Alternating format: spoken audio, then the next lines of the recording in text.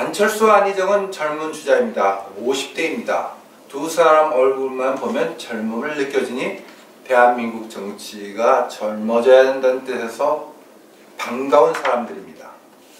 두 사람 모두 대선 후보일 뿐 아니라 둘 다 이념 정치의 양극단보다는 가운데, 즉 중도를 자기 편으로 만들겠다는 점에서 동일합니다.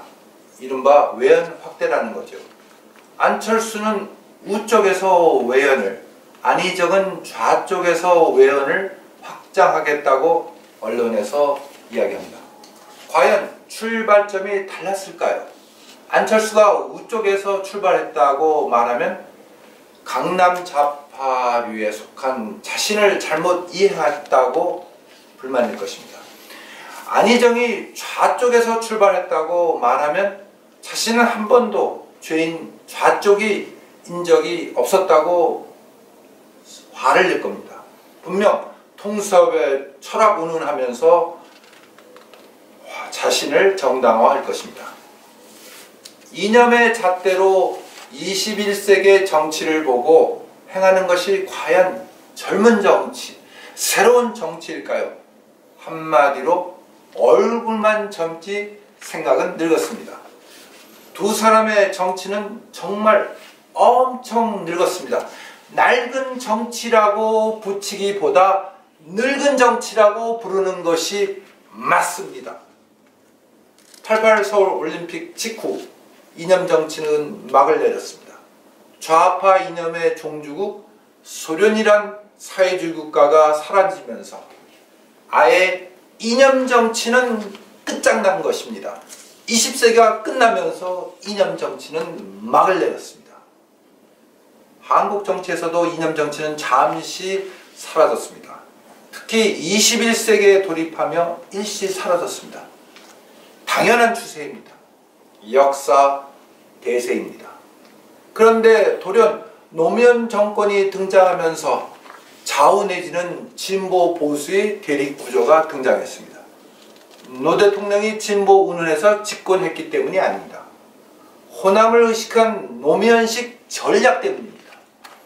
호남인이 아닌 영남인이 호남인에게 호소할 방법으로 이념을 택한 것입니다. 정작 집권 후 노무현 정권이 과연 진보 정권이라고 부를 수 있었는지 여전히 의문입니다. 말과 행동이 일치하지 않았기 때문입니다.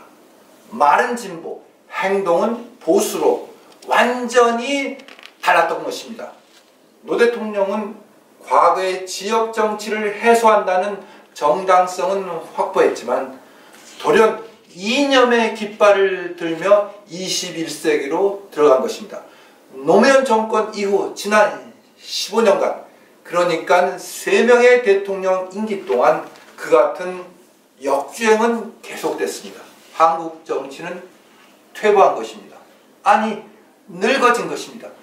20세기 유산인 지역주의를 극복하기 위해 또 다른 20세기의 유산인 이념을 들이댄 것입니다. 과거가 과거로 대처된 것입니다. 불행합니다.